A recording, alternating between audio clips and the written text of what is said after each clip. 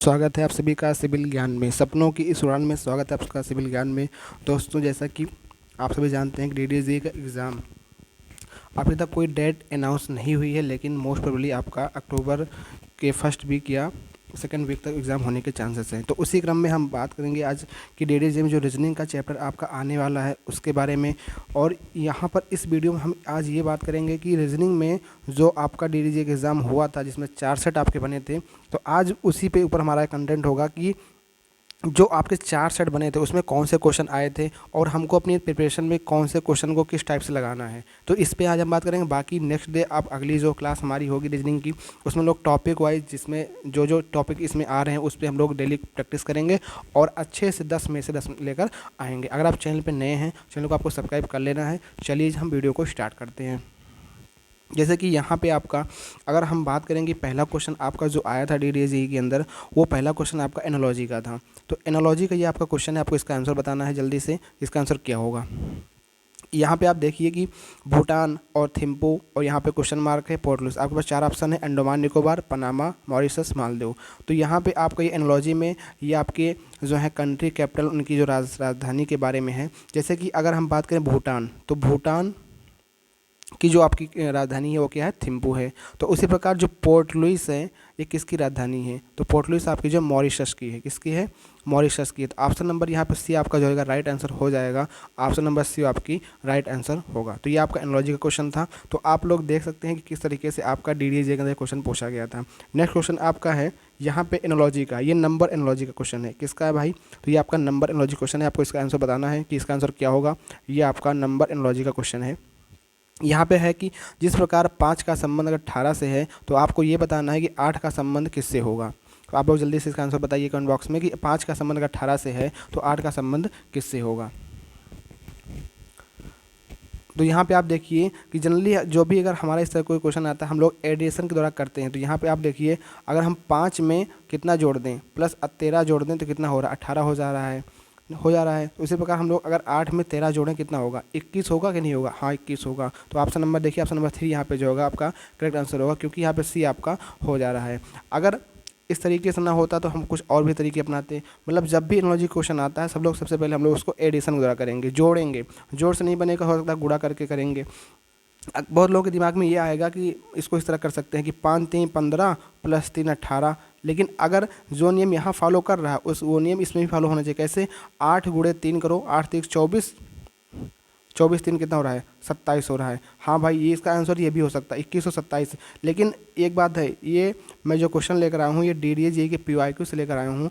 तो होता क्या है कि ये डीडीजी ने अपने आंसर शीट में जिसने जो आंसर रिस्पॉन्स की थी तो वहाँ पे हमने भी जब क्वेश्चन लगाया था तो ये इसका आंसर ये दे रहा था। मैंने सोचा 5 3 15 और 3 कितना? 18 और 8 3 24 और 3 कितना? 27। तो ये भी आंसर आ रहा है। लेकिन उसने अपने रिस्पॉन्स की में क्या दिया है?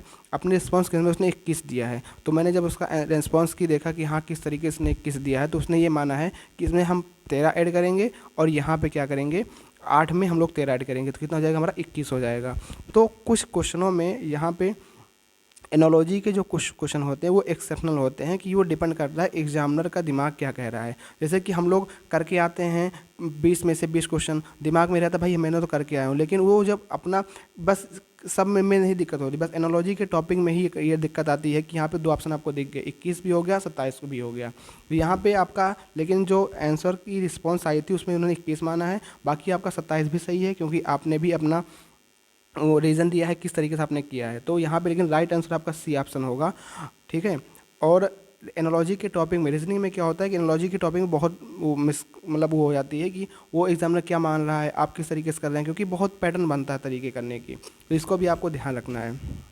नेक्स्ट क्वेश्चन आपका है यहाँ पे ये आपका जो कथन निष्कर्ष का क्वेश्चन है, क्वेश्चन नंबर है क्या आपका जो क्वेश्चन नंबर 3 आपका है कि मूल वेतन कथन कह रहा है। देखो जब भी कथन निष्कर्ष का कोई क्वेश्चन आए तो इसमें आपको क्या करना होता है? कथन निष्कर्ष में जो कथन कहे, कथन जो कहे उसी को हम निष्कर्ष में देखते हैं। अगर निष्कर्ष कथन के अनुसार नहीं है तो आपका डाउटफुल या आपका गलत होगा, ठीक है। जैसे यहाँ कथन कह रहा है कि मूल वेतन मानव अधिकार में शामिल होना चाहिए। अब ये कथन ने कहा इतना कि मूल वेतन मानवाधिकार में शामिल होना चाहिए। निष्कर्ष क्या निकाला? इसका अर्थ है कि सरकार को कुछ न कुछ करने वालों को खैरात बांटनी चाहिए। क्या कथन से कुछ इस तरीके के निष्कर्ष का हमें बारे में कुछ कह रहा है? नहीं कह रहा है, तो ये आपका निष्कर्ष नहीं हो सकता। ठीक है, अगला है कि मूल वेतन सुनिश्चित करना एक सामाजिक सुरक्षा उपाय है। हाँ, हम कह सकते हैं कि अगर मूल वेतन हमारा सुनिश्चित करना एक सामाजिक सुरक्षा उपाय है, तो यहाँ पे केवल निष्कर्ष आपका 2 पालन करेगा, निष्कर्ष 1 पालन नहीं करेगा, 1 और 2 आपका पालन नहीं करेगा, ना तो 1 ना तो 2, इस तरीके की कंडीशन आपकी नहीं बनने वाली है। तो मतलब कथन जो कहे, मतलब कथन निष्कर्ष में कथन जो कहे, अपने तरफ से आपको नहीं बढ़ा जाके बताना है कि हाँ निष्कर्ष में ये ऐसा है वैसा, कुछ नहीं। जो कथन कहे, कथन जैसा कह रहा है उस हिसाब से हमको निष्कर्ष पे काम करना है। अपने एक्स्ट्रा दिमाग लगाओगे तो इस तरीके के क्वेश्चन गलत हो जाते हैं। आगे बढ़ते हैं, नेक्स्ट क्वेश्चन देखते हैं। नेक्स्ट क्वेश्चन आपका जो है ये भी कोडिंग डिकोडिंग का क्वेश्चन है। यहाँ पे पहले आप लोग बताइए इसका आंसर क्या होगा। क्वेश्चन नंबर 4 आपका है। यहाँ पे आपको बताना है कि आर को जो आपका कौन सा कोड शब्द है जो आर को व्यक्त करता है, मतलब आर के लिए उसकी कोडिंग क्या होगी, आपको ये बताना है। जल्दी से आप लोग देखिए कि बुक्स आर मैनी को YMBS बस ए लिखा जाता है, मैनी मोर को स्टूडेंट को STEMYM लिखा जाता है, स्टूडेंट नीड बुक को बस NDST लिखा जाता है। तो कौन सा कोड शब्द होगा आर को जो व्यक्त करता है? तो इस तरीके के क्वेश्चन करने के लिए आपको क्या करना है कि जैसे जो ये लिखा हुआ है, यहाँ पे आपका जो लिखा हुआ है आप लोग इसको नोट करिए, लिख लीजिए। कैसे लिखेंगे? जैसे कि क्वेश्चन है आपका है कि books are many, books are many को क्या कहा गया है? YMBS ए लिखा जाता है। और आपका मैनी मोर स्टूडेंट को लिखा जाता है STEM और YM लिखा जाता है। ठीक, और आपका है स्टूडेंट नीड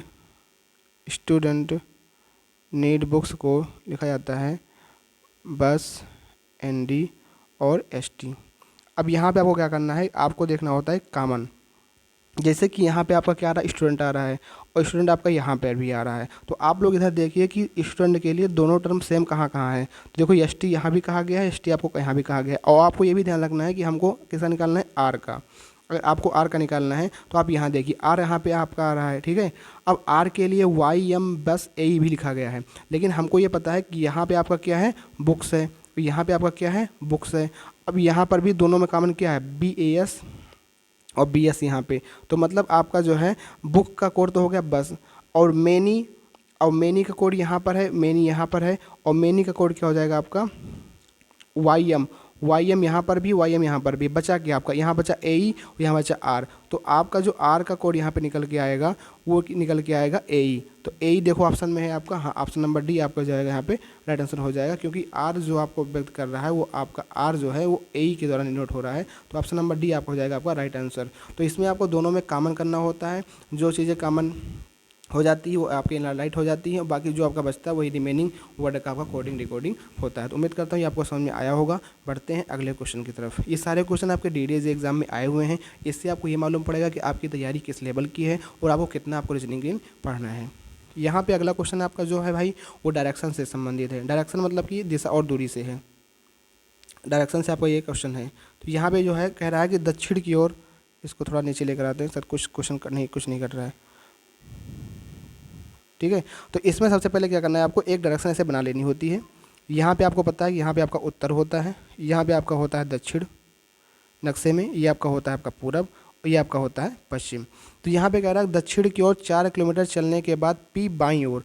अब एक चीज़ और समझ लीजिए, अगर यहाँ पे आप हैं, ठीक है, अगर आपका मुंह ऊपर की ओर मतलब उत्तर की ओर आप जा रहे हैं, उत्तर की ओर अगर आप जाएंगे तो आपका बायां किधर होगा? इधर होगा। दाएं किधर होगा? आपका इधर होगा। लेकिन अगर आप इसी के अपोजिट नीचे की ओर आएंगे, अगर नीचे की ओर आएंगे मतलब दक्षिण की ओर जाएंगे, तो आपका बायां इस साइड होगा, बायां आपका इस साइड होगा, और दायां आपका क्या होगा? इस साइड होगा। तो इसको आपको ध्यान रखना, क्वेश्चन करने में बहुत ज़रूरी होता है।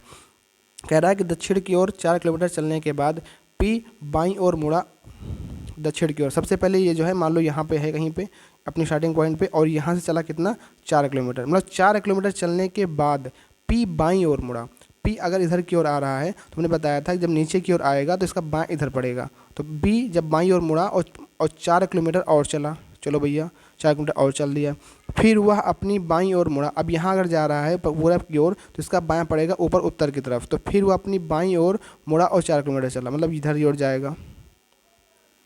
तो कितना हो जाएगा आपका 4 किलोमीटर हो गया। यहाँ पहुँच गया इस वाले पिंड पे, यहाँ से था यहाँ पहुँच गया। फिर कह रहा है फिर वह अपने दाईं ओर मुड़ा। अब ये अगर उत्तर की ओर जाएगा तो इसका दायां किधर पड़ेगा, अपने इस साइड पड़ेगा, मतलब वह अपनी दाईं ओर 5 किलोमीटर मुड़ा चला। तो इधर की ओर चले कितना 5 किलोमीटर। तो यहाँ पे इस समय पहुँच गया है। चला कहाँ से था, ये इस पॉइंट से चला था। यहाँ की दूरी कवर की इसने 5 किलोमीटर दूरी कवर की। कह रहा है अब वह अपने आरंभिक बिंदु से किस दिशा में कितनी दूरी पर है। इसका आरंभिक बिंदु था, आप लोग देखिए यहाँ पे कि इसका आरंभिक बिंदु कौन सा था, ये आपका आरंभिक बिंदु था। वो आरंभिक बिंदु से कहाँ पहुँच गया, यहाँ पे पहुँच गया है।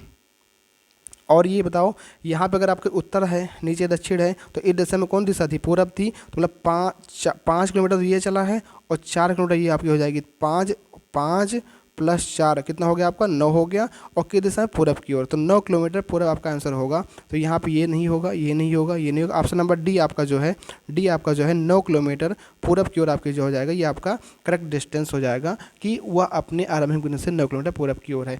दिशा और दूरी के क्वेश्चन बहुत ही आसान होते हैं, बस इनको समझना होता है कि दिशा कैसी, बाईं है, दायां क्या है, दायां बायां क्या है। ठीक है, यहाँ पे आप ये समझ लीजिए कि अगर आप ऐसे हैं, अगर यहाँ पे आप चल रहे हैं ऊपर की ओर, सपोज आप उत्तर की ओर जाते हैं, तो उत्तर की ओर जब भी आप जाएंगे, तो आप जब उत्तर की ओर जाएंगे तो आपका जो बायां पड़ेगा वो आपका पूरब साइड में पड़ेगा, मतलब बायां आपका इधर पड़ेगा, ये आपका हो जाएगा बायां। और इस साइड आपका क्या पड़ेगा, दायां पड़ जाएगा। ठीक है, लेकिन अगर आप यही जो है नीचे की ओर आएंगे, अगर नीचे की ओर मूव करते हुए आएंगे, तो बायां आपका इस साइड पड़ेगा और दायां आपका इस साइड पड़ेगा। बस इसको ध्यान रखना है, बायां दायां। बाकी इस क्वेश्चन में कोई ज़्यादा टफ नहीं होता है, आसानी से हो जाता है। अगला क्वेश्चन आपका आया है यहाँ पे, जिसको हम लोग कह सकते हैं रैंकिंग का है। ठीक है, उसमें है, आप क्वेश्चन को ध्यान से पढ़ना, आपको आंसर देना है कि एन एल से छोटा है लेकिन ओ से लंबा है। फिर अगला है लाइन, एम एन से लंबा है लेकिन एल से छोटा है। फिर अगली लंबी लाइन है, एल के जितना लंबा नहीं है। आपको बताना है कि ऊंचाई के आधार पर बीच में कौन है। आप जल्दी से क्वेश्चन को पढ़िए और आंसर बताइए कि इसका आंसर क्या होगा। ठीक है, आपको आंसर बताना जल्दी से कि इसका आंसर आपको क्या होने वाला है। सबसे पहले लाइन इस तरीके के क्वेश्चन करने की, सबसे पहली लाइन आपको पढ़िए। पहला कह रहा है कि एन एल से छोटा है लेकिन ओ से लंबा है। यहाँ पे आपका क्या है, एन है। किससे छोटा है, एल से छोटा है। मतलब क्या हो गया कि एल जो होगा आपका एन से बड़ा होगा। ठीक है, एन एल से छोटा है लेकिन ओ से लंबा है। कौन, एन के बारे में कह रहा है, एन जो है एल से छोटा है, तो एल से देखो हमने छोटा कर दिया, लेकिन ओ से लंबा है। एन जो आपका है किससे लंबा है, ओ से लंबा है, तो ओ आपका यहाँ पे हो जाएगा। समझ में, पहली लाइन को हमने इस तरीके से बना लिया। फिर अगले कह रहा है कि एम एन से लंबा है। अब एम जो है वो भी एन से लंबा है। अगला पढ़ो, लेकिन एल से छोटा है। तो कहने का मतलब एल और एन के बीच में आपका एम आएगा, मतलब आपको फिर से अब बिठाना पड़ेगा, L greater than M greater than N greater than आपका ओ, ये हो गया। फिर अगला आपका है कि एल के जितना लंबा नहीं है। एल आपका जो है वो के जितना लंबा नहीं है। तो कहने का मतलब जो हो गया, एल के जितना लंबा नहीं है। तो सबसे पहले लाइन हमने इतना बना लिया कि एन एल से छोटा है लेकिन ओ से लंबा, ये हो गया। फिर आपका हो गया कि एम एन से लंबा है, लेकिन देखो एम जो है एन से लंबा है, एम आपका जो है एन से लंबा है लेकिन एल से छोटा। यहाँ पे आ गया आपका, बचा आपका कौन, एल। कह रहा है एल जो है के जितना लंबा नहीं है, ऊंचाई के आधार पर बीच में कौन है। मतलब आपका जो है के जितना लंबा नहीं है, तो मतलब के जितना लंबा नहीं है, तो यहाँ पे के जितना लंबा नहीं, एल जो है वो के जितना लंबा नहीं है, मतलब बड़ा तो है इन तीनों से लेकिन के से लंबा नहीं है। तो मतलब के आपका क्या हो जाएगा, सबसे बड़ा आपका के हो जाएगा। तो यहाँ पे क्वेश्चन पूछा है ऊंचाई के आधार पर बीच में कौन है। अब आप लोग यहाँ देखिए कि ऊंचाई के आधार पर, अगर आप ऊंचाई के हिसाब से देखेंगे तो बीच में यहाँ पे कौन आ रहा है, 1 2 3। यहाँ पे आपका इधर से देखो 1 2 3, मतलब दोनों तरफ से आप लोग देखोगे तो बीच में एम ही आ रहा है। तो ऑप्शन नंबर बीच में देखो एम आर नहीं आ रहा है, तो यहाँ पे ऑप्शन नंबर एम आपका जो हो जाएगा, बी आपका जो होगा आपका राइट आंसर हो जाएगा। मतलब आपका यहाँ पे 2 आंसर आपका क्या हो, करेक्ट होगा। इस क्वेश्चन में एक एक लाइन पढ़ना है, एक एक लाइन से आपको बनाना है। फिर उसके बाद सारी लाइनों को, जैसे यहाँ पे ये पहली लाइन से हमने पढ़ा, ये बन गया, लेकिन जब सेकंड लाइन हमने पढ़ी तो ये बन गई। तो तीनों लाइनों के पढ़ने पर फिर इन दोनों क्या करना होता है, तीनों को अरेंजमेंट करना होता है कि आपका फाइनल आपके क्या क्वेश्चन बन रही है, उसके आधार पर हमको आंसर देना होता है। तो उम्मीद करता हूँ ये आपको क्वेश्चन समझ में आया होगा। ये क्वेश्चन ये भी आपका DDA में आया था, तो इस तरीके से आपको अपनी तैयारी को रखना है ताकि आने वाले एग्जाम में आप अच्छे से प्रिपेयर हो सकें। अगला क्वेश्चन है यहाँ पे ब्लड रिलेशन का क्वेश्चन है। ये कौन सा क्वेश्चन है? ये आपका ब्लड रिलेशन, रक्त संबंध से क्वेश्चन है। हाँ, राहुल की ओर इशारा करते हुए स्मृति ने कहा कि वह मेरी माँ के इकलौते बच्चे का बेटा है। राहुल और स्मृति के बीच में संबंध क्या? आपको जल्दी से इसका आंसर बताना है कि इसका आंसर क्या होगा। यहाँ पे आपको बताना है कि राहुल से स्मृति का क्या संबंध है। तो सबसे पहले देखो इसमें कौन कह रहा है, तो स्मृति कह रही है। स्मृति कह रही है, स्मृति क्या कह रही है? स्मृति को हमने लिख दिया स्मृति राहुल की ओर इशारा करी। यहाँ पे कहीं राहुल होगा, मतलब सेम जनरेशन की बात हो रही है, सेम जनरेशन हो गई। तो यहाँ पे राहुल है और यहाँ पे आपकी स्मृति है। तो अब स्मृति ने कहा राहुल की ओर इशारा करके, मतलब राहुल की ओर इशारा कर रही है, कह रही है स्मृति ने कहा कि वह मेरी माँ के, मतलब स्मृति के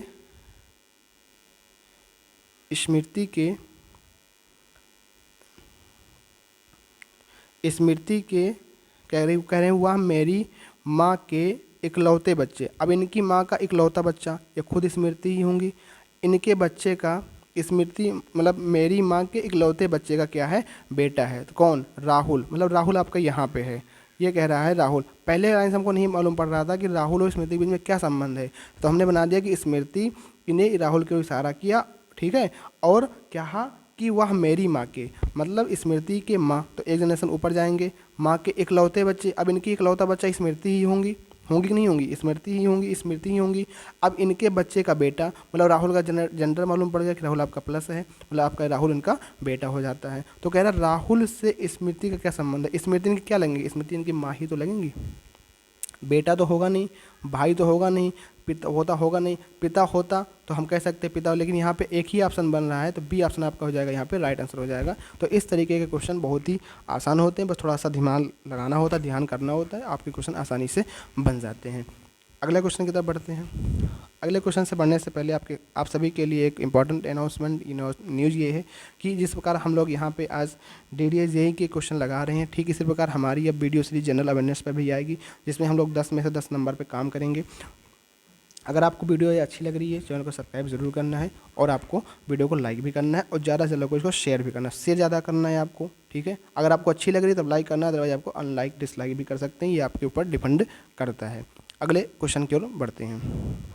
अब देखिए ये क्वेश्चन हर एक सेट में 4 सेट बने थे, हर एक सेट में ये डायग्राम क्वेश्चन आया हुआ है, हर एक सेट में भाई साहब, हर एक सेट में। अब इसमें करना क्या होता है, पहले आप लोग बताइए इसका आंसर क्या होगा कि 2 3 4 एक लाइन में लिखा है, फिर आपका 4 9 16 6 12, फिर यहाँ पर बताना के स्थान पे आपको क्या आएगा, इसको आपको बताना है इसका आंसर क्या होगा। जल्दी से आपको इसका आंसर बताना है। चलिए देखते हैं इसमें क्या होता है कि इस तरीके क्वेश्चन करने के लिए सबसे पहले आपको ये देखिए, हो सकता है कि रो में हो रहा हो या हो सकता है कॉलम में कोई नियम फॉलो हो रहा हो। सबसे पहले हम इस तरीके देखते हैं वर्टिकल में। अब यहाँ देखिए अगर हम 2 + 4 को जोड़ें कितना होगा? 6 होगा। 3 + 9 जोड़ें कितना होगा? आपका 12 होगा। अब 4 और 16 को जोड़ें कितना होना चाहिए? तो देखो 20 हो गया, नहीं हो गया? हो गया। ऑप्शन में भी आ रहा है 22 21, तो ये देखो 20, तो डी आपका यहाँ पे करेक्ट आंसर हो जाएगा। तो मतलब आपको इन्हीं 2 में से संख्या को करने के बाद आप देख रहे थे कि ऊपर से जैसे नीचे को बढ़ रहे हैं, संख्या यहाँ बढ़ रही हैं, तो इन दोनों इतनी ज़्यादा भी नहीं बढ़ रही हैं कि मल्टीप्लाई करने पर आए। हमने देखा कि जोड़ करके अगर बन जाता है काम तो बन गया, इन दोनों को हमने जोड़ करके देखा, बन गया काम तो बन गया। अगर इस तरह ना बनता हम लोग इस लाइन में देखते, फिर इस लाइन में देखते, फिर इस तरह चेक करते हैं, लेकिन हम देख रहे हैं कि हमने यहाँ पर भी जो जैसे वर्टिकल लाइन में देखा 2 + 4 को जोड़ा, यहाँ 6 बन गया। तो इस तरीके से क्वेश्चन आपको करने होते हैं। अब हम क्या करेंगे, इस प्रकार के क्वेश्चनों की प्रैक्टिस बहुत ज़्यादा कर लेंगे ताकि हमको मालूम पड़ जाए पैटर्न। देखो यहाँ पे हम रीजनिंग आपको सॉल्व तो करा रहे हैं, हम मतलब आपको बता रहे हैं, लेकिन हम ये यहाँ बताने की कोशिश कर रहे हैं कि क्वेश्चनों को कैसे सॉल्व किया जाता है। ज़रूरी नहीं है कि आप बहुत ज़्यादा क्वेश्चन मतलब जो है पड़े हुए हैं जो आपके एग्ज़ाम में भी नहीं आ रहे हैं। तो मेरा एक मोटिव तो ये है कि सबसे पहले जो एग्ज़ाम में आने वाले उन क्वेश्चनों को देख लो और उसके बाद जो है क्वेश्चनों को कैसे किया जाता है, बाकी आप सभी लोग बेहतर जानते हैं, उसको बताने की ज़रूरत नहीं है। अगले क्वेश्चन की तरफ बढ़ते हैं। अगला क्वेश्चन आपका है, यहाँ पे ये भी दिशा और दूरी के संबंधित है। जैसे कि यहाँ पे क्वेश्चन आपका है कि कॉलेज और मंदिर क्रमशः पुस्तकालय के पश्चिम और दक्षिण में स्थित है, ठीक है। तो यहाँ पे आपको पहले क्या बताना है, अगर आपको प्रैक्टिस अच्छी हो गई है तो आपको डायरेक्शन आ जाएगा। अगर आपको अभी प्रैक्टिस की अच्छी नहीं हुई है तो आपको क्या करना होता है कि आपको दिशा को बराबर लिखना पड़ता है। यहाँ पे आपका उत्तर, यहाँ पे आपका दक्षिण, यहाँ पे आपका पूरब, यहाँ पे आपका पश्चिम। पहला क्वेश्चन है कॉलेज और मंदिर क्रमशः पुस्तकालय के पश्चिम और दक्षिण। तो आपको पुस्तकालय को दिखाना पड़ेगा कि यहाँ पे आपका मान लो सेंटर पॉइंट पे आपका क्या है, पुस्तकालय है। अब पुस्तकालय का ये हो गया उत्तर, और ये हो गया पुस्तकालय का दक्षिण, ये हो गया पुस्तकालय का पूरब, ये हो गया पुस्तकालय का पश्चिम। तो यहाँ पे आपको दिखाना है कि कॉलेज और मंदिर क्रमशः पुस्तकालय के पश्चिम में, तो ये आपका क्या है, पूरब है, ये आपका क्या है, उत्तर है, और ये आपका क्या है, दक्षिण है, और ये आपका क्या है, पश्चिम है। तो यहाँ पे जो आपका पुस्तकालय है भाई कहाँ पे है, सबसे पहले कॉलेज है, कॉलेज और मंदिर है, तो पुस्तकालय के पश्चिम में कॉलेज है, तो यहाँ पे आपका क्या हो गया, कॉलेज। फिर है मंदिर, कहाँ पे है, वो आपके दक्षिण में स्थित है, तो दक्षिण में आपका यहाँ पे कहाँ हो गया, यहाँ पे आपका आ गई मंदिर।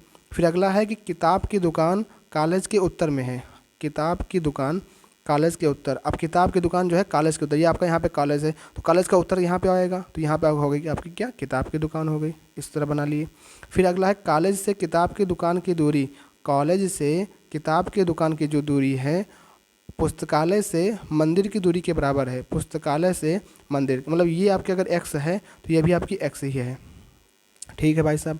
आगे है पुस्तकालय के संदर्भ में किताब की दुकान की दिशा बताना है। अब पुस्तकालय के संदर्भ में किताब के दुकान की दिशा क्या है, देखो किताब यहाँ पे आपका है, यहाँ आपका पुस्तकालय है, तो एक की दिशा में उत्तर और पश्चिम के बीच में आपका किताब आ रहा है। तो यहाँ पे देखो कोई ऑप्शन में उत्तर पश्चिम ऑप्शन में है, हाँ ऑप्शन ए आपका हो जाएगा राइट आंसर, क्योंकि ए आपका जो हो जाएगा उत्तर पश्चिम में है। कुछ नहीं, जैसे जैसे क्वेश्चन ने कहा ऐसे आपको बना लेना है और देख लेना है, दिशा का निर्धारण सही तरीके से करना है। एक क्वेश्चन बहुत ही आसान होता है, 1 नंबर आपका यहाँ पे 100% मिल जाता है, इसमें कोई दिक्कत की दो राय की बात नहीं होती है। आगे है आपका क्वेश्चन, अगला भी क्वेश्चन आपका जो यहाँ पे है वो ब्लड रिलेशन से संबंधित है। डी बी का भाई है, आर एस की बहन है, वी आर का पुत्र है, डी आर से किस प्रकार संबंधित है। तो यहाँ पे आपको बताना है कि डी आर से किस प्रकार संबंधित है।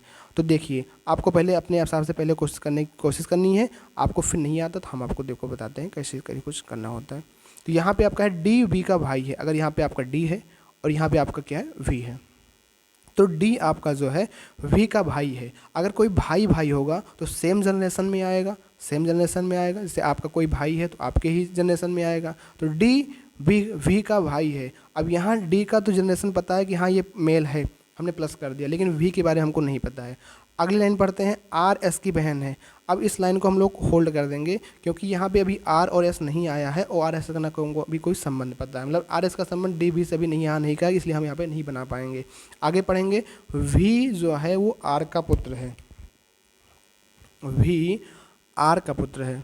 अब वी जो है ये आर का पुत्र है, यहाँ पे मतलब आर का अगर पुत्र है तो आर आपका एक जनरेशन ऊपर चला जाएगा और वी जो हो जाएगा वो आर का पुत्र हो जाएगा, मतलब इसका भी जनरेशन आपको मालूम पड़ गया। लेकिन आर के बारे में नहीं पता है कि आर इसकी माता है या आपका पिता है। अब ये देखो यहाँ पे कहा है कि आर एस की बहन है। अब यहाँ पे आर जो है वो किसकी बहन है, आर आपकी जो है एस की बहन है, तो आर और एस में हो जाएगा आपका बहन का संबंध। आर जो है एस की बहन है, तो एस का नहीं जेंडर पता, लेकिन आर का पता है कि आर जो है एस की बहन है, तो ये हो जाएगा निगेटिव और ये हो जाएगा दोनों में आपको में सेम जनरेशन में, आर एस की बहन है। फिर कह रहा है कि डी आर से किस प्रकार संबंधित है।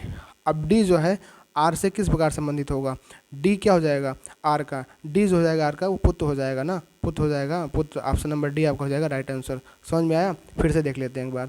देखो डी वी का भाई है, हमने लिखा डी, यहाँ हमने लिख दिया वी, तो डी और वी क्या हो जाएंगे आपके सेम जनरेशन में आ जाएंगे, तो हमने यहाँ पे लिख दिया प्लस। अभी यहाँ पे वी का जनरेशन आपको नहीं पता है, ये प्लस किस लिए लगाते हैं, क्योंकि मेल के लिए लगाते हैं, मतलब और फीमेल के लिए हम लोग माइनस लगाते हैं। तो ये डी वी का भाई हो गया। अब आर एस की बहन है, इस लाइन को पढ़ने से डी वी में कोई संबंध नहीं मालूम पड़ रहा है, इसलिए इसको हम होल्ड कर देंगे। आगे पढ़ेंगे, वी आर का पुत्र है। अगर ये वी जो है आर का पुत्र है, मतलब आर जो होगा इससे एक जनरेशन ऊपर होगा, तो इस लाइन से हमको वी का जेंडर मालूम पड़ गया कि वी जो होगा वो आर का पुत्र होगा, ये हमको मालूम पड़ गया है। लेकिन ये नहीं मालूम पड़ा कि जो वी है आर का पुत्र तो है, लेकिन आर क्या है, माता है, पिता है, ये नहीं मालूम पड़ा है। अब आगे देखो, अगली लाइन पढ़ लो। अब आर एस की बहन, जो हमने छोड़ के आ रहे थे जिसको हमने होल्ड किया था उसको पढ़ लो। आर एस की बहन है, अब आर यहाँ पे है और एस है, तो अगर बहन बहन होगी सेम जनरेशन में होगा, तो एस की बहन है। यहाँ एस के बारे में जेंडर तो नहीं पता, लेकिन आर के बारे में ये बता दिया ये लाइन कि आर जो है एस की बहन है। अब इस लाइन को बताने से ये मालूम पड़ गया कि कि यहाँ पे जो डी और भी क्या है आपस में तो भाई बन गए और इन दोनों की माता क्या हो गई, आर हो गई। तो अब ये कह रहा है कि डी आर से किस प्रकार संबंधित होगा, तो अगर डी का पूछा है तो डी भी पुत्र होगा, भी का पूछा है तो भी पुत्र होगा, लेकिन यहाँ पे डी पूछा है तो डी आपका क्या हो जाएगा, पुत्र हो जाएगा। ऑप्शन नंबर डी आपका हो जाएगा राइट आंसर। उम्मीद करता हूँ अब आपको समझ में आ गया होगा। बढ़ते हैं अगले क्वेश्चन की तरफ। अब देखो ये दूसरा सेट है। अब दूसरे सेट में भी ये क्वेश्चन पूछा गया है कि आपका मतलब डायग्राम बना करके कि 48 26 15 56 30 के 72 38 21, तो आपको बताना है कि इसका आंसर क्या होगा। जैसे कि हमने अभी देखा था कि दोनों को हमने जोड़ा था आपका और फिर अगली क्वेश्चन प्राप्त हो गई थी। जैसे भी यहाँ पे देखिए, यहाँ पे आपका है, अगर यहाँ देखो 15 26 48 इधर बढ़ रहा है, लेकिन इन दोनों को अगर आप जोड़ेंगे तब भी आप में 48 नहीं प्राप्त हो, ज़्यादा ही हो जाएगा। और 38 21 जोड़ेंगे तो 8 1 9 3 2 5, मतलब यहाँ पे अब वो नियम नहीं फॉलो हो रहा है, मतलब यहाँ पे कुछ दूसरा तरीका लगाया गया है। अब देखो इसमें क्या लगाया गया है। देखो यहाँ सबसे पहले आप देखो कि 48 है, उसके बाद क्या हो रहा है 56 हो रहा है। अब इनमें देखो क्या हुआ, प्लस 8 ऐड हुआ, 8 8 16 4 1 5, फिर 56 के बाद क्या हो गया आपका 72। इस लाइन में देखो 56 का कितना हो 72 हो गया, मतलब आपका फिर 16 ऐड हुआ, 16 ऐड हुआ, मतलब 16 6 6 12 5 1 1 7 72। तो ये देखना तो मतलब 8 का दुगुना यहाँ ऐड हुआ।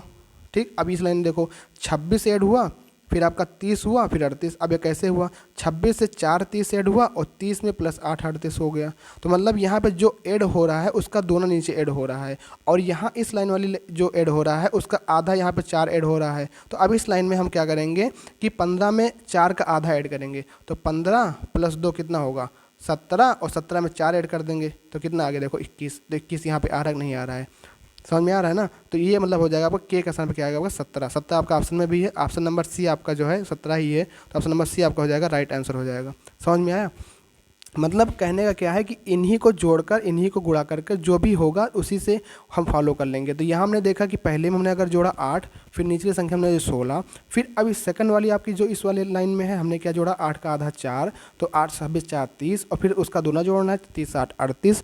फिर अगली लाइन में क्या करेंगे 4 का आधा जोड़ेंगे 15 2 17 17 4 21, तो ऑप्शन नंबर आपका सी हो जाएगा राइट आंसर। तो इस तरीके से हम क्या करेंगे इन्हीं क्वेश्चनों की प्रैक्टिस कर लेंगे ताकि अगर एग्जाम में ऐसे क्वेश्चन आए तो आपके गलत ना हो। नेक्स्ट क्वेश्चन की तरफ बढ़ते हैं। अगला क्वेश्चन आपका है, अगला क्वेश्चन है आपका कि बैठक का संबंध किससे है, कार्यसूची। तो आपको बताना है इसका आंसर क्या होगा। एनालॉजी का क्वेश्चन है, आपको बताना है जैसे बैठक होती है तो उसका संबंध कार्यसूची से होता है, तो मतदान का संबंध यहाँ पे किससे होगा। ठीक है, जैसे हम लोग बैठक करते हैं तो बैठक में आपकी कार्यसूची तैयार की जाती है, तो मतदान में सरकार आपका क्या होगा घोषणा पत्र आपका होता है। ऑप्शन नंबर 3 आपका हो जाएगा आपका राइट आंसर। तो ये आपका एनालॉजी का क्वेश्चन है। बढ़ते हैं नेक्स्ट क्वेश्चन की तरफ। अगला क्वेश्चन है आपका ये भी आपका क्या है, ये सेकंड आपका नंबर एनालॉजी का क्वेश्चन है। ये आपका नंबर एनालॉजी का क्वेश्चन है। इसको आपको बताना क्या होगा। जिस प्रकार पहले का संबंध अगर हम कहें दूसरे का संबंध जिस प्रकार पहले से है, तो यहाँ पे इनमें से कौन संख्या यहाँ पे आएगी उसका संबंध इससे होगा। ठीक है, देख लीजिए इसमें क्या हुआ है कि 17 का स्क्वायर कितना हुआ है, 17 का स्क्वायर तो कितना होता है 17 का स्क्वायर, 17 × 17 289 आएगा, प्लस 1 ऐड हुआ है 290 हो गया। इसी प्रकार अगर हम 13 का स्क्वायर करें तो कितना हो जाएगा 169, प्लस 1 कितना हो गया 170। तो ऑप्शन नंबर ये तो सही हो जाएगा। लेकिन अगर 16 का स्क्वायर करेंगे कितना होगा 256, प्लस 1 करेंगे कितना हो जाएगा आपका 257 हो जाएगा, तो ये आपका नहीं होगा। 14 करेंगे तो 196, प्लस 1 करेंगे 157, ये भी नहीं होगा। 9 करेंगे 9 9 81, प्लस 2 1 के 92, ये नहीं होगा। ऑप्शन नंबर 3, ऑप्शन नंबर पहला जो आपका जो है राइट आंसर हो जाएगा, क्योंकि यहाँ पे संख्या का स्क्वायर करके उसमें 1 ऐड किया गया। इस प्रकार का 13 का स्क्वायर करेंगे तो आएगा 169, उसमें 1 ऐड करेंगे 170 आ जाएगा। ऑप्शन नंबर ए जो हो जाएगा राइट आंसर हो जाएगा। अगले क्वेश्चन की तरफ बढ़ते हैं। तो इसमें आपसे यहाँ पर ये सीख लेनी है कि आपको कम से कम 1 से लेकर के 20 तक के संख्याओं के वर्ग पता हो और आपको घन पता हो मतलब क्या है कि आपको बिल्कुल कंठस्थ हो। अगर किसी ने कहा 144 तो आपको पता होना चाहिए कि 12 होगा। अगर किसी ने कहा 145 तो आपको पता होना चाहिए 12 स्क्वायर प्लस 1 होगा। अगर किसी ने कहा 169 तो आपको पता होना चाहिए कि 13 होगा। अगर किसी ने कहा 196 तो आपको पता होना चाहिए कि 14 होगा। मतलब बिल्कुल एकदम जबान में रटा हो, तब आप इस तरीके के क्वेश्चन को आसानी से पकड़ पाएंगे और बहुत ही कम समय के अंदर इस क्वेश्चन को सॉल्व कर पाएंगे। बढ़ते हैं अगले क्वेश्चन की तरफ। अगला क्वेश्चन है आपका, ये भी कथन निष्कर्ष का क्वेश्चन है। आपको आसानी से इसको पढ़ना है, जो कथन कहे उसी हिसाब से अपना दिमाग लगाना है। लिए देखते हैं। कथन है आपका कि दादा दादी दुखी होते हैं कि इन दिनों उपलब्ध जो भोजन है वैसा नहीं है जैसा उनके समय में हुआ करता था। वो दुखी हो जाते हैं क्योंकि इस समय का भोजन उनके समय ऐसा भोजन नहीं था। निष्कर्ष क्या नहीं निकाला, वे उदासीन हो सकते हैं, पहला ऑप्शन। दूसरा दिया कि वे इस अवधि में भोजन की गुणवत्ता में गिरावट पर दुखी होते हैं। तो आपको निष्कर्ष निकालना है कि आपका पहला होगा ना तो एक ना ही दो, या दूसरा केवल निष्कर्ष दो, फिर तीसरा एक और दो। आपको बताना इन तीनों आपका क्या होगा। तो हम यहाँ पे अगर हम बात करें दादा दादी दुखी होते हैं कि इन दिनों उपलब्ध भोजन, तो इस लाइन को पढ़ने से मालूम पड़ रहा है कि वो दुखी होते हैं, मतलब उदासीन हो जाते हैं कि जैसे उस समय, मतलब अब हम अपने यहाँ से नहीं निकाल रहे हैं, ये लाइन खुद कह रही है कि जो उपलब्ध भोजन है वैसा नहीं है जैसा उनके समय हुआ करता था। ये ऐसा सोच सोच के परेशान है, मतलब उदासीन हो जाते हैं। फिर अगली लाइन है कि इस अवधि में भोजन की गुणवत्ता में गिरावट पर दुखी होते हैं। हाँ, ये भी आपकी लाइन देखो इसमें से निकल रही है कि भाई जब वो भोजन खाते थे अच्छा भोजन होता था, थोड़ा खाते थे या बहुत एनर्जेटिक होता था। आजकल के भोजन में क्या है, जिस प्रकार की पहले गुणवत्ता थी वो नहीं है। तो यहाँ पे आपका ऑप्शन नंबर 1 और ऑप्शन नंबर 2 दोनों आंसर करते हैं। तो यहाँ पे ऑप्शन नंबर 3 आपका हो जाएगा राइट आंसर। तो इसको भी आपको ध्यान रखना है, ऑप्शन नंबर 3 आपका जो होगा यहाँ पे करेक्ट आंसर रहने वाला है। तो कथन निष्कर्ष का टॉपिक क्या होगा कि कथन निष्कर्ष का टॉपिक कुछ इस तरीके से होगा कि यहाँ पे हमको जब भी निष्कर्ष निकालेंगे तो कथन जो कहेगा उसी के बेस पर निकालेंगे, अपने तरफ से कुछ हम दिमाग नहीं लगाएंगे। अगर आप एक्स्ट्रा दिमाग लगाओ तो क्वेश्चन वहीं पे गलत हो जाएगा। आगे बढ़ते हैं, नेक्स्ट क्वेश्चन है आपका। नेक्स्ट क्वेश्चन फिर आपका है जैसे हमने पहले किया था कि के एल के दाएँ हैं, ऐसे बाएँ खड़ा हुआ है, एन एल के बाएँ खड़ा है, ओ मध्य में है, सभी एक रेखा में समान दिशा के सम्मुख खड़े हैं, ओ के दाएँ कौन खड़ा है। तो आपको बताना है, आप लोग पहले कर लीजिए कि कैसे इसका आंसर होगा, तब हम बता दें। चलिए देखिए इस क्वेश्चन कैसे करना होगा आपको, जल्दी से आप लोग बताइए इसका आंसर क्या होगा। कि आपका आंसर क्या आ रहा है, ओ के दाएँ कौन खड़ा है, तो ओ के दाएँ आपका कौन खड़ा है आपको बताना है। तो के आंसर आ रहा है, चलिए देख लेते हैं कि आपका सही होता है कि नहीं होता है। पहले क्या होगा कि मान लीजिए यहाँ पे 1 2 3 4 5 मतलब K L M N O, total आपके कितने मेंबर हैं, टोटल आपके 5 मेंबर हैं। तो पहला कह रहा है कि और दोनों सभी एक रेखा में समान दिशा में सम्मुख, सपोज मान लेते हैं सब लोग इधर ही खड़े हैं, 3 4 5 लोग खड़े हैं। कह रहा है कि के एल के दाएं और एम के बाएं खड़ा है। अब देखो अगर कोई व्यक्ति होगा उत्तर की ओर मुँह करके खड़ा होगा, इसका बाएं किधर होगा, इधर होगा, सॉरी इसका दाएं इधर होगा। अगर उत्तर की ओर खड़े होगा इसका दाएं इधर होगा, इसका आपका ये राइट हो जाएगा, और इस साइड आपका क्या हो जाएगा, आपका लेफ्ट हो जाएगा। तो ऐसे यहाँ देखो कह रहा है कि के बारे में बताया जा रहा है कि एल के दाएं, अगर हम एल को यहाँ रखते हैं, एल को यहाँ रखते हैं तो एल का दाएं क्या होगा, आपका इधर होगा कि एल के दाएं, और एम के बाएं, और एम के बाएं मतलब के एल के दाएं तो हो गया, लेकिन के को अगर एम के बाएं रखना है तो एम को यहाँ रखना पड़ेगा, तभी तो आपका एम के बाएं होगा। क्योंकि अगर उत्तर की ओर मुँह करके सब लोग खड़े हैं तो इसका दाएं इधर होगा, बाएं इधर होगा, तो ये आपका हो गया। फिर कह रहा है एन एल के बाएं खड़ा है। अब हाँ भाई एल के बाएं वाली पोजीशन तो खाली आपकी है, क्योंकि अब इस सब का क्या होगा, इधर आपका लेफ्ट होगा और इस सब का इधर क्या होगा, आपका राइट होगा। तो एन एल के बाएं, तो अब एन एल के बाएं खड़ा है, तो मान लीजिए यहाँ पे खड़ा हुआ है। अब लेकिन देखो फिर कह रहा है ओ मध्य में है, ओ मध्य में है। अगर ओ को मध्य में लाना है तो क्या होगा, ओ को मध्य में लाना है क्या होगा। अब देखो ओ को अगर मध्य में लाना है एन एल के एम के बीच में, यहाँ पे आप कहीं पे ओ आएगा, मतलब पहले हो जाएगा एन, फिर आपका एल, फिर आपका ओ, फिर आपका हो जाएगा के, फिर आपका एम। तो ओ की कोई पोजीशन नहीं दी गई कि ओ किसके बाएं है, लेकिन अब यहाँ पे देखो आपको पता है कि एन एल के बाएं खड़ा है, हाँ एन एल के बाएं खड़ा है। एक बार आपको क्या करना होता है, इसको चेक कर लो कि सब कुछ फॉलो हो रहा है नहीं हो रहा है। पहला इसने कहा कि के एल के दाएँ और एम के बाएँ, के यहाँ पर आपका है, कि यहाँ पे आपका है, एल के क्या हो रहा है, एल के दाएँ हो रहा है बिल्कुल हो रहा है, एम के बाएँ हो रहा है, हाँ हो रहा है, एन एल के बाएँ हैं, हाँ एन एल के बाएँ हैं बिल्कुल, एन आपका जो एल के बाएँ खड़ा हुआ है, ओ आपका मध्य में, हाँ भाई ओ आपका मध्य में, सभी एक रेखा में समान दिशा के सम्मुख खड़े हैं। तो ओ के दाएँ कौन खड़ा, अब बताओ ओ के दाएँ कौन है, ओ आपको सभी पता है इसका सबका फेस उत्तर की ओर है, तो इधर आपका क्या बायाँ होगा, इधर आपका क्या दायाँ होगा। तो ओ के दाएँ कौन होगा, ओ के दाएँ की, तो हाँ आपका के आपका आप लोगों ने जो के आंसर दिया आपका सही आंसर हो जाएगा। ऑप्शन नंबर सी आपका हो जाएगा राइट आंसर। तो के आपका हो जाएगा बिल्कुल राइट आंसर, आपका के होने वाला है। तो इस तरीके के क्वेश्चन को आप आसानी से टैकल कर सकते हैं। कुछ नहीं होता है, बस आपको आसानी से क्वेश्चन को पढ़ना है, पोजीशन को देखनी होती है और क्वेश्चन को कर देना होता है। बढ़ते हैं अगले क्वेश्चन की तरफ। अगला क्वेश्चन आपका है, ये भी मतलब फूहड़ क्वेश्चन मान लीजिए, बिल्कुल फूहड़ क्वेश्चन है, इसमें कोई दम नहीं होता है और 1 नंबर आपको दे के जाता है। जैसे इसने कहा ये नारंगी बैगनी है, बैगनी हरा है, हरा लाल है, लाल सफ़ेद है, सफ़ेद नीला है, नीला काला है। तो आपको इस तरीके से जब क्वेश्चन देखें तो सबसे लास्ट लाइन पढ़ो, बस आपका आंसर वही मिल जाएगा। तो ये बताओ कि रक्त का रंग कैसे होता है, ब्लड आपका जो होता है वो कैसे होता है, रेड ही होता है, लाल होता है।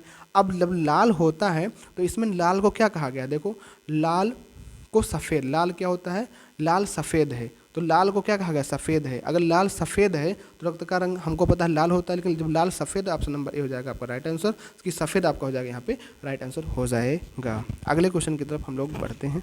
अगला क्वेश्चन क्या होता है, वैसे तो ये क्वेश्चन मैथमेटिक्स का है लेकिन उन्होंने रीजनिंग में दिया है, तो कर लेते हैं क्या होता है क्वेश्चन में।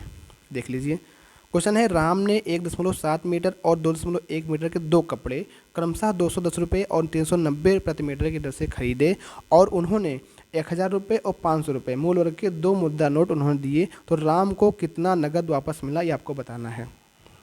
मतलब 210 रुपये इन्होंने दिए प्रति मीटर के हिसाब से, 1.7 मीटर कपड़ा इन्होंने लिया, तो इसका टोटल दाम कितना निकालो, 17 शून्य शून्य, 17 का नाम 17 के साथ हासिल 1, 17 दूना 34, 1 35, मतलब 357 रुपये का ये आपका 1.7 मीटर वाला कपड़ा हो जाता है। फिर आपको दिया है कि 390 रुपये जो दिया उन्होंने 2.1 मीटर वाला कपड़ा लिया, तो 21 शून्य शून्य, 21 9 189, 9 हो जाएगा, 18 से लाएगा, 21 3 63, 8 3 11, 6 1 7 1 8, 819 ही हो गया। मतलब 2.1 मीटर वाला कपड़े का दाम 819 रुपये आया टोटल, और 1.7 मीटर वाले कपड़े का दाम 357। तो टोटल कितना हुआ, 357 ये, 819 ये, तो 9 7 16, 6 1 7, 8 3, 1176 रुपये आपका हुआ। आपने उनको दिया कितना, दुकानदार को 1000 रुपये एक दिया, 500 रुपये एक दिया, तो मतलब आपने 1000 रुपये एक दिया और 500 रुपये एक दिया, तो टोटल कितना हो गया, 1500। टोटल आपके पास 1500 रुपये आपने दिया, सामान कितने का हुआ आपका, 1176 का, इसमें से 1176 घटा दो, 10 में से 6 गई 4, 9 से 7 गई आपका 2, यहाँ बचेगा आप 4 में से गए 3, 324, कितना आया, 324, कितना आ रहा आपका, 324 रुपये आपका बचा। मतलब आपको दुकानदार क्या करेगा, 324 रुपये वापस करेगा। ऑप्शन में देखो, ऑप्शन में आपका 333, ये नहीं होगा, ये नहीं होगा, ये नहीं, ऑप्शन नंबर बी आपका हो जाएगा, बी आपका हो जाएगा राइट आंसर 324। ये आपका जनरल गुणा का क्वेश्चन था, मतलब कह दें मैथमेटिक्स का सरल क्वेश्चन था, लेकिन ये रीजनिंग में आया था, ये रीजनिंग में आया था, इसलिए हम इस क्वेश्चन को लेकर आए हैं। तो आप लोग आगे बढ़ सकते हैं। तो आप लोग देख रहे होंगे कि क्वेश्चन का लेवल क्या है और आपको अपनी तैयारी कैसे रखनी है। तो क्वेश्चन का लेवल ज़्यादा कुछ टफ नहीं है, बस लेवल इजी टू मॉडरेट कह सकते हैं। इजी टू मॉडरेट मतलब कुछ से कि एनालॉजी क्वेश्चन आ गया या सीरीज कोई क्वेश्चन आ गया, तो ये सब थोड़े क्वेश्चन थोड़ा उसमें लगता है कि किस तरीके से बन सकते हैं। बाकी इस क्वेश्चन में कोई दम नहीं है। आप जिस तरह अपनी तैयारी कर रहे हैं, एसएससी जे के लिए अपनी तैयारी कर रहे होंगे रीजनिंग के लिए, आप वही तैयारी करते रहिए। बस इसमें जो टॉपिक आने वाले हैं उन टॉपिक को थोड़ा अच्छे से करके जाइएगा कि हाँ, अगर उस टॉपिक से थोड़ा लेवल अप भी पूछे, क्योंकि 4 साल बाद एग्ज़ाम हो रहा है तो कंपटीशन जरूर बढ़ने वाला है। मैं ये तो कहूँगा, ये आपका 4 साल पहले का पेपर है, तो अब 2022 में आपका एग्ज़ाम हो रहा है, तो कंपटीशन इससे लेवल टफ ही आएगा। ये लेवल तो लेकिन एक बार करना ज़रूरी होता है, क्योंकि हम लोग टफ करने के चक्कर में अगर इजी लेवल नहीं करेंगे तो कैसे कर पाएंगे। तो हमको वो भी देखना है कि हमारा लेवल क्या है और किस तरीके से हमको अपने क्वेश्चन को करना है। तो आप लोग देख रहे हैं, आगे इसी सिलसिले में बढ़ते हैं कि पूरा क्वेश्चन यहाँ देख लेते हैं। ये पूरे जो पेपर 4 सेट बने थे, चारों सेट का सॉल्यूशन यहाँ पे हम लोग करा रहे हैं। देख लेते हैं कि हाँ, किस तरीके से आपका क्वेश्चन वहाँ पे बनने वाला था या बना था वहाँ पे। अगला क्वेश्चन है आपका, अगला क्वेश्चन ये भी आपको कोडिंग डिकोडिंग से इस तरीके के क्वेश्चन हम कर रखे हैं। जैसे कि यहाँ पे दिया हुआ है कि you are fine, you are fine, you are fine का संबंध किससे है, तो CA BA और DA से है, CA BA DA से है। He is fine, he is fine, इसका संबंध किससे है, तो LEDAXC से है। फिर अपना क्या है, they are fine, they are fine, तो दे आर फाइन का संबंध किससे है, उसका CATY और DA से है। तो ही का बताना है, ही का कोड क्या होगा, आपको किसका बताना है, ही का कोड बताना है। तो ही का कोड क्या होगा ये आपको बताना है। तो देखो यहाँ पे पहले यहाँ पे देखो कॉमन क्या है, यहाँ पे फाइन है, यहाँ पे फाइन है और तीनों ही लाइन में फाइन है। अब आपको ये देखना है कि इन तीनों लाइन में क्या कॉमन है, इन तीनों में क्या कॉमन है। तो यहाँ देखो डी ए कॉमन है, यहाँ डी ए कॉमन है, यहाँ डी ए कॉमन है, मतलब फाइन का कोड क्या हो गया आपका, डी ए हो गया। हमको निकालना किसका है, ही का निकालना है, तो हम ही वाले लाइन में आ जाते हैं। यहाँ पे आपका ही है, तो अगर ही वाली लाइन में अगर हम लोग आते हैं तो यहाँ देख रहे हैं ही का कोड जो है, और ही है और इज है, तो ही का कोड या तो एल ई होगा या तो फिर क्या होगा आपका एक्स ई होगा। मतलब ही के लिए हम तो क्या लिख सकते हैं, एल ई लिख सकते हैं या तो फिर एक्स ई लिख सकते हैं।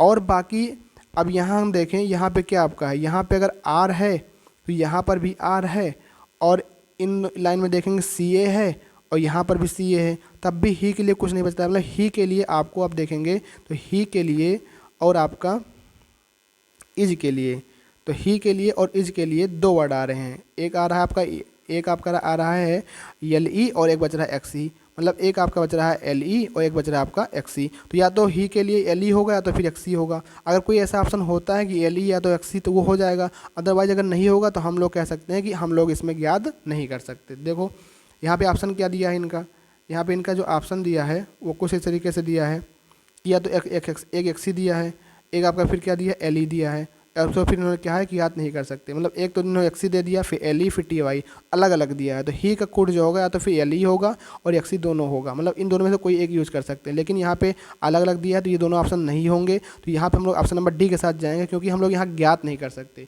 क्योंकि यहाँ पे ही के लिए दो चीज़ बचती है, एक तो एल ई बचता है तो एक्सी बचता है। या तो ही का कोड यहाँ पे हम लोग डिफाइन नहीं कर पा रहे हैं कि अगर इज का किसी एक लाइन में और दिया होता है तो हम लोग इज को एनलाइट कर देते हैं, इज का कोड ये हो जाए, लेकिन यहाँ पे हम लोग एनलाइट नहीं कर पा रहे हैं, तो इसलिए ऑप्शन का ही एल भी होगा, सी भी होगा। तो आप लोगों को इस तरीके से क्वेश्चन को करना है। उम्मीद करता हूँ आपको समझ में आ रहा होगा। अगले क्वेश्चन की तरफ बढ़ते हैं। फिर अगला क्वेश्चन आपका है, जिस तरीके से हम लोग अगला क्वेश्चन कह रहे थे तो उसको भी आपको करना है। यहाँ पे देखिए, यहाँ पे के का मान आपको निकाल के बताना है कि क्या होगा के का मान।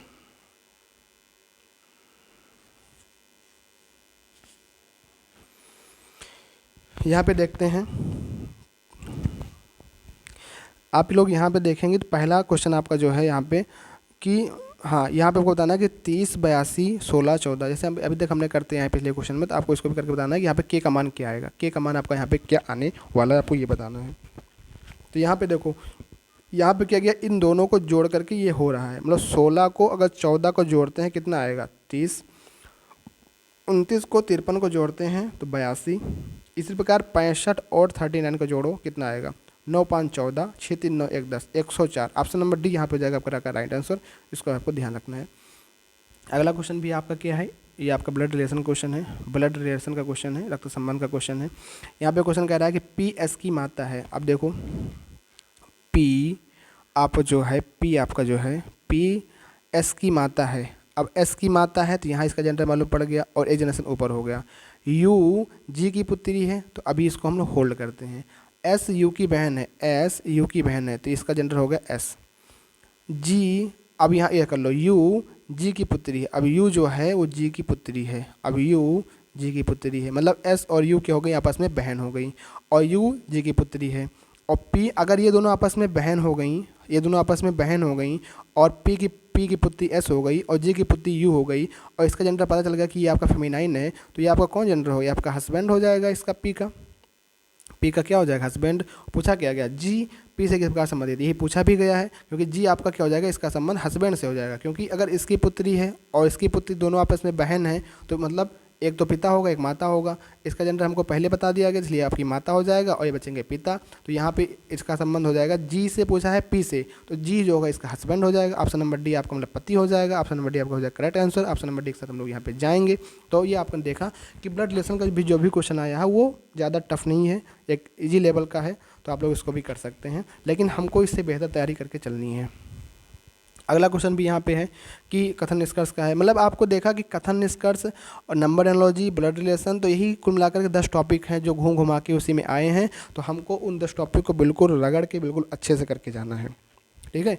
यहाँ पे आपका कथन है कि सभी पर्यटन स्थलों को स्वच्छ रखा जाए। इसने कथन कह दिया कि सभी पर्यटन स्थलों को स्वच्छ रखा जाए। अब निष्कर्ष में क्या कहा गया कि पर्यटन स्थलों के अलावा अन्य स्थानों को स्वच्छ रखने की जरूरत नहीं है। तो महापाप है भैया। यहाँ पे पहले उसने सेंटेंस कहा कि सभी पर्यटन स्थलों को स्वच्छ रखा जाए, लेकिन फिर कह दिया कि पर्यटन स्थलों के अलावा अन्य स्थानों की स्वच्छ रखने की जरूरत नहीं है। तो भाई ऐसा कहाँ हो सकता है। विदेशी पर्यटक स्वच्छता पसंद करते हैं, क्या हम लोग पर्यटन जो हम लोग जो होते हैं यहाँ वाले, इंडिया वाले या भारत देश के लोग रहने वाले, हमारे गांव के लोग, क्या वो स्वच्छता पसंद नहीं करते हैं? तो इन दोनों निष्कर्ष को फॉलो नहीं करेगा, क्योंकि यहाँ कथन ने ये कहा है कि सभी पर्यटन स्थलों को स्वच्छ रखा जाए। तो इस कथन से ये दोनों निष्कर्ष नहीं निकल रहे हैं। तो ना तो आपका एक फॉलो करेगा, नहीं आपका दो फॉलो करेगा। तो यहाँ पे ऑप्शन नंबर सी के साथ हम लोग जाएंगे। अगला क्वेश्चन है आपका, अगला क्वेश्चन भी आपका डायरेक्शन और डिस्टेंस का क्वेश्चन है। इसको आराम से हम लोग करते हैं। कैसे करना होता है इस क्वेश्चन करने के लिए? सबसे पहले आप लोग बना लीजिए, यहाँ पे आपका उत्तर होगा, ये आपका दक्षिण होगा, और ये आपका होगा पूरब, ये आपका होगा पश्चिम। अब यहाँ देखो, के 8 किलोमीटर उत्तर की ओर चलता है, के 8 किलोमीटर उत्तर की ओर चलता है। भाई यहाँ पे इसकी पोजीशन थी, उत्तर की ओर 8 किलोमीटर चल दिया। अब कह रहा है कि और फिर 5 किलोमीटर दक्षिण की ओर। यहाँ से 8 किलोमीटर चला, अब 5 किलोमीटर दक्षिण की ओर, मतलब यहाँ पे जाने के बाद 5 किलोमीटर दक्षिण की ओर, नीचे की ओर आया। इसको अच्छे से करते हैं, नहीं तो फिर गलत होने के चांसेस हो जाएंगे। कहने का मतलब क्या है, यहाँ इसकी पोजीशन थी, इस पोजीशन से ये जो है 8 किलोमीटर चला ऊपर की ओर, यहाँ तक गया। कितना चला? 8 किलोमीटर। तो ये आपकी डिस्टेंस इसने कवर की 8 किलोमीटर, और के यहाँ पहुँच गया। अब यहाँ कह रहा है कि यहाँ पहुँचने के बाद, यहाँ पहुँचने के बाद कह रहा है कि फिर 5 किलोमीटर दक्षिण की ओर, दक्षिण का नीचे की ओर, मतलब यहाँ तक आया, फिर ऊपर ऊपर इसी लाइन पे फिर नीचे तक आया। कितना आया? 5 किलोमीटर। तो 5 फिर चला आया, बचा कितना यहाँ पे? 3 बचा, क्योंकि 8 ऊपर गया था। और फिर 4 किलोमीटर पूरब की ओर, यहाँ पे अगर है और पूरब दिशा इधर की ओर होगी, तो मतलब पूरब की ओर कितना चला? 4 किलोमीटर। तो यहाँ से इसने कितना चल दिया? 4 किलोमीटर इसने यहाँ से चल दिया। यहाँ तक आया तो कितना चल दिया इसने? 4 किलोमीटर अपने इसने चल दिया। अब कह रहा है कि के प्रारंभिक बिंदु से कितनी दूर और किस दिशा में है। इसका प्रारंभिक बिंदु यहाँ पे था, ये इसका प्रारंभिक बिंदु था। यहाँ से ये डिस्टेंस बतानी है कितनी होगी और किस दिशा में है। तो दिशा तो हो जाएगी इसकी क्या, अगर हम बात करेंगे, सबसे पहले यहाँ पे आपका 3 हो गया, ये आपका हो गया 4। तो इसको हम लोग पाइथागोरस प्रमेय लगा देंगे। 3 3 का 9, 4 चौक 16, अंडर रूट 16 9 25, तो अंडर रूट के अंदर 5 आ जाएगा। तो 5 किलोमीटर तो आपका आ गया। लेकिन अब यहाँ से की दिशा बतानी है। दिशा देखो, दिशा बताने के कारण जहाँ पे से पूछे वहाँ पे दिशा बना लो। ये आपका उत्तर, ये आपका दक्षिण, ये आपका पूरब। तो उत्तर और पूरब के बीच में स्थित है, उत्तर और पूरब के बीच में आपका स्थित है। तो उत्तर और पूरब के बीच में कौन सा? ये आपका पॉइंट है। तो मतलब 5 किलोमीटर उत्तर पूरब की ओर होगा। तो मतलब 5 किलोमीटर उत्तर पूरब में। ऑप्शन नंबर ए आपका हो जाएगा right answer. Option number A आपका हो जाएगा करेक्ट आंसर, आपका हो जाएगा। उम्मीद करता हूँ आपको समझ में आया होगा। अगला क्वेश्चन है आपका एनालॉजी का क्वेश्चन है। एनालॉजी क्वेश्चन आपका संबंध क्या है? किस प्रकार 20 का संबंध 30 से है, उसी प्रकार बताना है 42 का संबंध किससे होगा। तो यहाँ पे आप लोग देखिए, अगर हम 20 में 10 जोड़ते हैं 30 हो जाता है, लेकिन 42 में 10 जोड़ो 52 होगा। क्या आपका ऑप्शन आ रहा है? तो ये ऑप्शन नहीं आ रहा है। तो मतलब ये तरीका आपको नहीं फॉलो किया गया है, ये तरीका आपका जो है फॉलो नहीं किया गया। तो क्या किया गया है उसको देख लेते हैं। यहाँ पे क्या किया गया है भाई साहब? यहाँ पे किया ये गया है कि हम लोग 20 को लिख सकते हैं कि 4 का स्क्वायर प्लस 4, 30 को लिख सकते हैं 5 का स्क्वायर प्लस 5, 42 को लिख सकते हैं 6 का स्क्वायर प्लस 6। तो 4 5 6 प्लस 4 प्लस 5 प्लस 6, 6 6 36, 4 42 हो जाएगा। अगर हमको लिखना है 7 का स्क्वायर प्लस 7, मतलब 7 7 49 प्लस 7, 7 9 16, 4 1 5 56, 56 यहाँ पे हो जाएगा। ऑप्शन नंबर ए आपका हो जाएगा 56, 56 इधर आपका हो जाएगा राइट आंसर। मतलब ऑप्शन नंबर ए आपका हो जाएगा करेक्ट आंसर होगा यहाँ पे। इसको भी आपको ध्यान रखना है। तो ये कुछ दूसरे तरीके के क्वेश्चन थे, कुछ अलग तरीके से क्वेश्चन थे। नंबर एंड लॉजिक क्वेश्चन ये भी हैं, लेकिन अभी तक हमने जितने किए थे उससे कई गुना बेहतर क्वेश्चन है आपका था। अगले क्वेश्चन की तरफ बढ़ते हैं। अगला क्वेश्चन है, दी गई समरूपता के आधार पर अज्ञात शब्द ज्ञात कीजिए। मतलब ये आपका नंबर एनालॉजी कह दें या कह दें शब्द एनालॉजी का क्वेश्चन है यहाँ पे।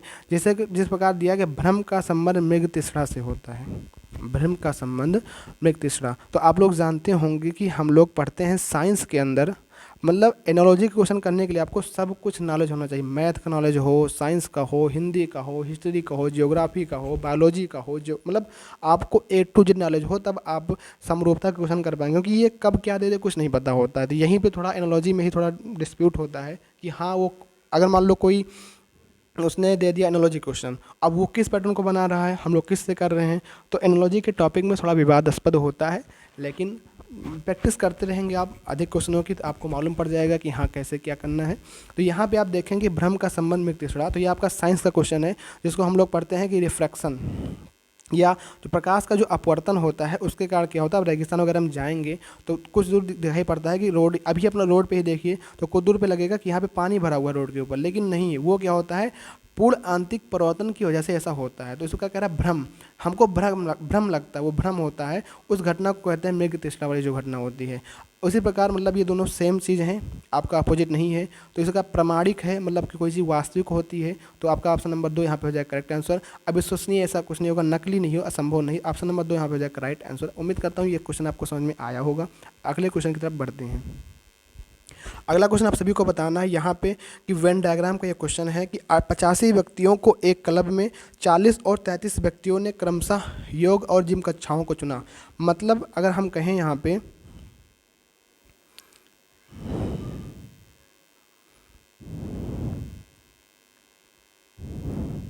मतलब अगर हम आपका कहें यहाँ पे कि 85 व्यक्तियों के क्लब में कुछ इस तरीके से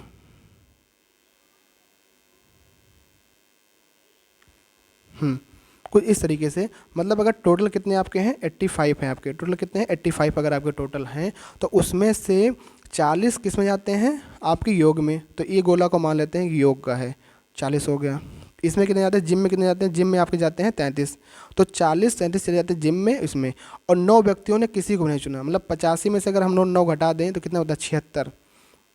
तो 9 व्यक्ति आपके कहीं नहीं जाते हैं, 9 व्यक्ति आपके कहीं जाते ही नहीं है, ना आपको योग में जाते हैं ना आपके जिम में जाते हैं। तो कह रहा है कि किसी को नहीं चुना। उन व्यक्तियों की संख्या याद कीजिए जिन्होंने दोनों कक्षाओं को चुना। तो अगर आपके 40 योग में जाते हैं, 33 आपके जिम में जाते हैं, टोटल आपके 76 हैं, 9 से कोई मतलब नहीं है। तो मतलब 76 ही आपके हैं जो किसी न किसी काम में लगे हुए हैं। अगर 40 योग में जा रहे हैं, 33 जिम में जा रहे हैं, बच्चे कितना 40 33 कितना हो गया आपका 40 30 70 73, मतलब 73 आदमी हो गए। तो बचे कितना 3 बचे। तो 3 ऐसे हैं जो दोनों में जा रहे हैं, आपका योग भी कर रहे हैं और जिम भी कर रहे हैं। तो ऑप्शन नंबर बी आपका हो जाएगा यहाँ पे करेक्ट आंसर। तो ये आपका वेन डायग्राम क्वेश्चन था। वेन डायग्राम के क्वेश्चन में क्या करना होता है, आपको उनको बताना होता है कि हाँ किस तरीके से वो वहाँ पे लग रहे हैं और कौन उसमें कॉमन है कौन नहीं है। इन क्वेश्चनों की हम बहुत प्रैक्टिस करेंगे और अच्छे से करेंगे, तब हमारा ये और क्लियर हो जाएगा। अभी हम प्रीवियस ईयर क्वेश्चन पे काम कर रहे हैं, तो आपको देख लेना है कि हाँ वेन डायग्राम क्वेश्चन आया है और किस लेवल का आया है, उस हिसाब से हम लोग अगले प्रैक्टिस करते रहेंगे। आगे बढ़ते हैं। अगला क्वेश्चन है यहाँ पर, ये बहुत ही अच्छा क्वेश्चन है, ये भी कह लो मैथ का ही क्वेश्चन है, लेकिन यहाँ पर दिया है दो धनात्मक पूर्णांकों के बीच का अंतर 527 है। बड़ी संख्या को छोटी संख्या से भाग करने पर विभाजित करने पर भागफल 3 शेषफल 27 प्राप्त होता है। तो बड़ी संख्या क्या होगी आपको बताना है। तो इस क्वेश्चन को करने से लिए आपको पहले एक चीज़ नॉलेज होनी चाहिए कि अगर हम किसी संख्या को अगर हम भाग करते हैं तो यहाँ पे जो आपका आता है वो क्या आता है, भागफल आता है। और कुछ जो शेषफल तो हम लोग कहते हैं शेषफल कहते हैं, और जिससे भाग दिया जाता है उसको हम लोग भाजक कहते हैं। और यहाँ पे जो आपका बचता है इसको हम लोग भाज्य कहते हैं। तो यहाँ पे एक रिलेशन निकल के आता है कि भाज्य बराबर भाजक, जिससे हम लोग भाग देते हैं, भाजक गुणे भागफल प्लस आपका शेषफल। तो ये कुछ संबंध आपका निकल के आता है कि भाज्य बराबर भाजक गुणे भागफल प्लस शेषफल। अब यहाँ जाओ क्वेश्चन पे। क्वेश्चन कह रहा है कि दो धनात्मक पूर्ण, मतलब जो संख्या है बड़ी संख्या छोटी संख्या, उनको जब आपस में अंतर किया जाता है 527 आता है। लेकिन उससे पहले कह रहा है बड़ी संख्या को छोटी संख्या से विभाजित करने पर, मान लो छोटी संख्या आपकी x है और बड़ी संख्या आपकी क्या है y है। अगर हम छोटी संख्या x से विभाजित करेंगे y में तो कितना आएगा भागफल आता है 27, भागफल आता है 3, तो मान लो भागफल यहाँ पे 3 आ जाएगा। शेषफल कितना आएगा आपका, यहाँ पे 27 आपका शेषफल आ गया। तो अगर हम संख्या लिखें कि अगर आपको यहाँ पे अगर हम संख्या लिखते हैं इस तरीके से, संख्या लिखें कि संख्या आपको मान लीजिए x है, ठीक है। संख्या आपकी मतलब छोटी संख्या आपकी क्या है, आपकी जो छोटी संख्या है, आपकी छोटी संख्या वो कितनी है आपकी x है।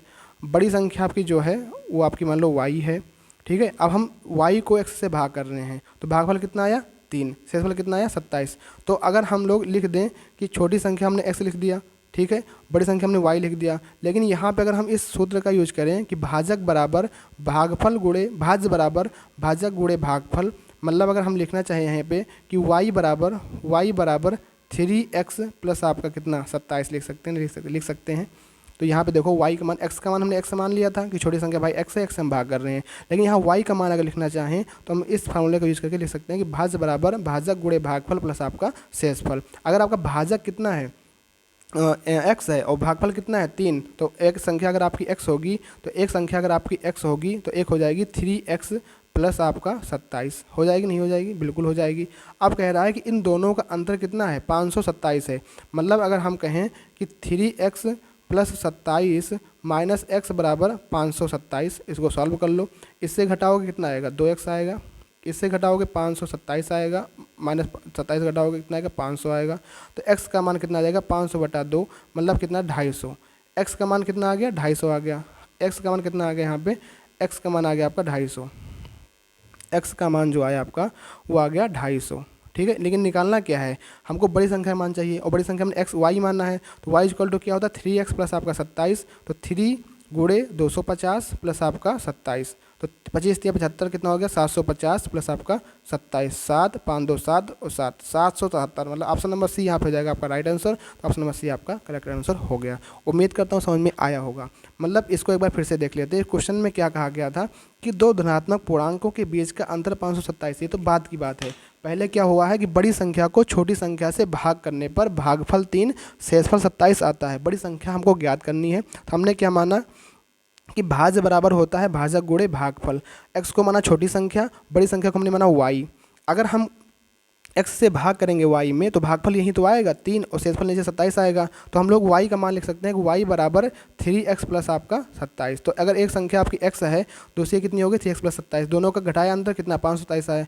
यहाँ से x का मान निकाला 250 आ गया। जो x का मान 250 आया, हमको निकालना था y का मान। तो y equal to 3x plus 27, यहाँ वैल्यू रखा, मान रखा है, आपका आ गया y का मान यहाँ से 700 था। ऑप्शन नंबर सी आपका हो जाएगा यहाँ पे करेक्ट आंसर। तो उम्मीद करता हूँ ये क्वेश्चन आपको समझ में आया होगा। कुछ इस तरीके से आपके DDS में क्वेश्चन आए थे। बढ़ते हैं अगले क्वेश्चन की तरफ। अगला क्वेश्चन देखते हैं कौन सा है। तो सारे क्वेश्चन यहाँ पे हमने टोटल DDA के 4 सेट बने थे, तो ये 25 से 30 क्वेश्चन लगभग थे ये आप आगे।